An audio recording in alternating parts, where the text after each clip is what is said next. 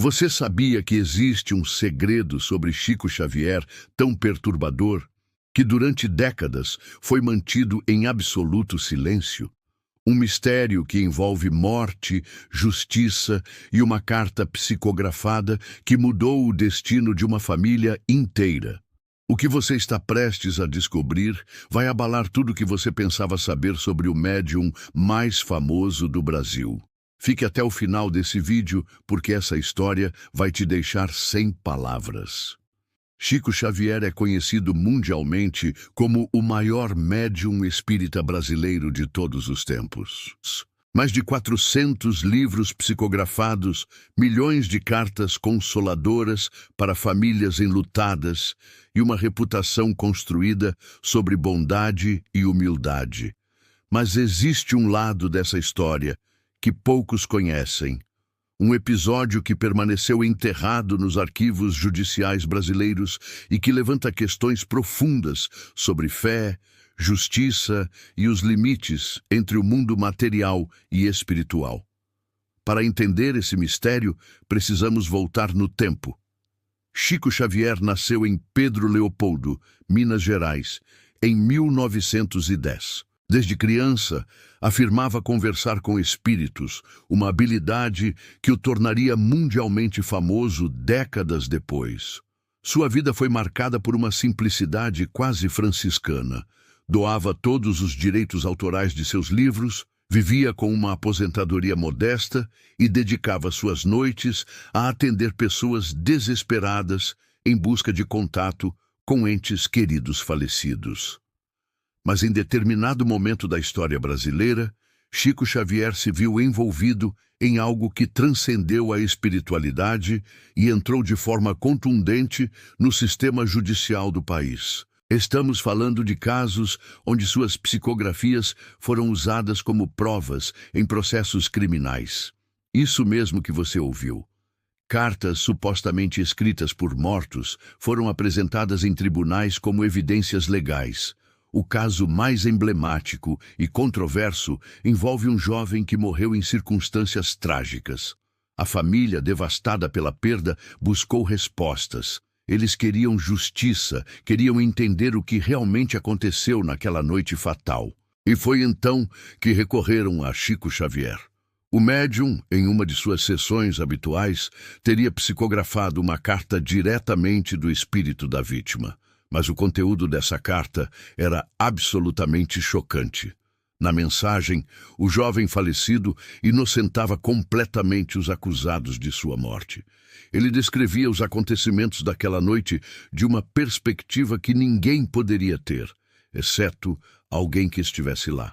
Detalhes íntimos, conversas privadas, sentimentos e pensamentos que supostamente só a vítima conhecia. A carta foi tão convincente que a defesa dos acusados decidiu fazer algo inédito na história jurídica brasileira: apresentar a psicografia como prova no tribunal. Imagine a cena: uma sala de audiência repleta de advogados, juízes, promotores e familiares, todos ali esperando por justiça, por verdade, por punição. E então, uma carta psicografada por Chico Xavier é colocada sobre a mesa como evidência. O que deveria acontecer em um momento como esse? Como a justiça lida com algo que transcende completamente os limites da ciência e da lógica racional? O caso dividiu o Brasil. De um lado, os defensores do espiritismo argumentavam que Chico Xavier jamais mentiria, que ele era um canal puro de comunicação com o mundo espiritual. Do outro lado, céticos e parte da comunidade científica questionavam a validade de usar mensagens mediúnicas como prova judicial. Afinal, como validar cientificamente algo que não pode ser testado, medido ou reproduzido em laboratório? Mas o mais perturbador não é apenas o fato de a carta ter sido aceita no processo. O verdadeiramente assustador é que ela funcionou. Os acusados foram absolvidos. A carta psicografada teve peso suficiente para influenciar decisões judiciais que afetaram vidas reais, famílias reais, destinos reais. Isso abriu um precedente perigoso ou foi um momento de coragem onde a justiça reconheceu dimensões que vão além do material? Outros casos semelhantes começaram a aparecer.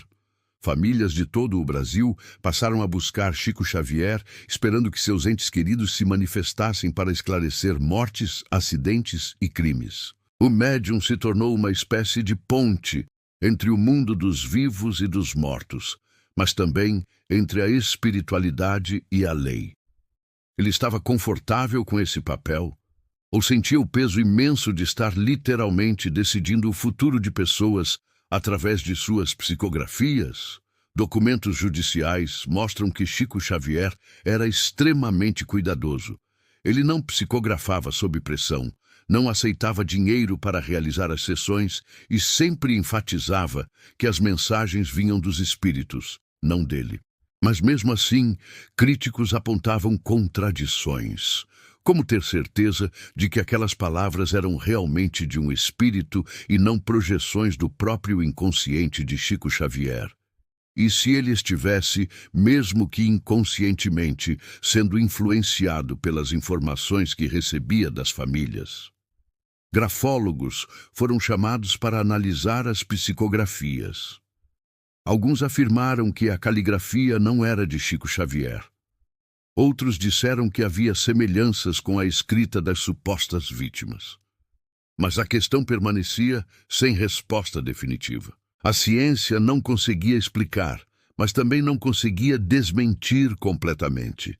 Estávamos diante de um fenômeno que desafiava todas as categorias conhecidas do pensamento humano. O mistério se aprofunda quando investigamos os bastidores desses casos.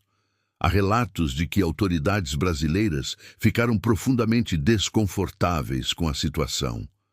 Aceitar oficialmente que cartas de mortos poderiam ser usadas em tribunais significava reconhecer uma dimensão espiritual da existência. Isso ia contra o secularismo do Estado, contra os fundamentos materialistas da ciência moderna e contra toda a estrutura racional do sistema judiciário. Então, o que o Brasil fez? Segundo alguns pesquisadores, houve um esforço silencioso para minimizar esses casos, para não dar publicidade excessiva, para mantê-los em uma zona cinzenta, onde não eram completamente aceitos nem completamente rejeitados. Era mais confortável deixar tudo em silêncio do que enfrentar as implicações filosóficas, religiosas e jurídicas que essas psicografias levantavam. Mas o silêncio não apaga a verdade. Os processos existem, estão arquivados, podem ser consultados, as famílias envolvidas sabem o que aconteceu.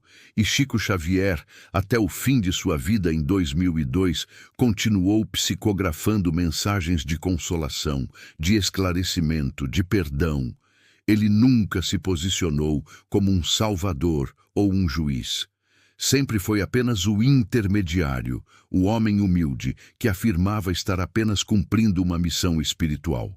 O que realmente assusta nessa história não são os fenômenos paranormais em si. O que assusta é perceber que nossa sociedade ainda não sabe como lidar com dimensões da existência que vão além do material. Ficamos presos entre a negação completa e a aceitação cega.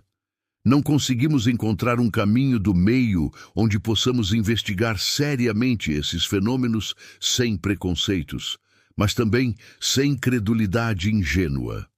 Chico Xavier representou exatamente essa ponte impossível. Ele estava com um pé no mundo espiritual e outro no mundo material. E o Brasil, ao invés de abraçar plenamente esse fenômeno ou rejeitá-lo categoricamente, escolheu o silêncio. Escolheu esconder, minimizar, deixar que o tempo apagasse a memória desses casos extraordinários. Hoje, décadas depois, podemos olhar para trás e fazer perguntas que na época eram perigosas demais. Será que Chico Xavier realmente conversava com os mortos? Será que suas psicografias eram genuínas? Ou estamos diante do maior caso de autossugestão coletiva da história brasileira? E se ele estava certo, o que isso significa para a nossa compreensão da vida, da morte e da justiça? O mistério permanece sem resposta definitiva. Chico Xavier morreu levando consigo segredos que talvez nunca sejam completamente desvendados. Mas uma coisa é certa, ele tocou milhões de vidas, trouxe consolo para incontáveis famílias e desafiou as estruturas mais sólidas de nossa sociedade. Se tudo foi real ou não, isso cada um precisa decidir por si mesmo, mas que existe um mistério profundo, sombrio e fascinante em torno de Chico Xavier, isso ninguém pode negar. E esse mistério continua vivo, pulsante, esperando por aqueles corajosos o suficiente para investigá-lo. E você, o que pensa sobre tudo isso? Acredita que Chico Xavier realmente conversava com os mortos ou acha que existe outra explicação? Deixe sua opinião nos comentários, porque eu quero muito saber o que você pensa. Se esse vídeo te fez refletir, deixa aquele like para fortalecer o canal. Se inscreva e ativa o sininho para não perder os próximos vídeos sobre mistérios que o Brasil tentou esconder. Compartilhe com aquele amigo que precisa conhecer essa história. E lembra, a verdade está sempre em algum lugar entre o que acreditamos e o que podemos provar. Até o próximo vídeo.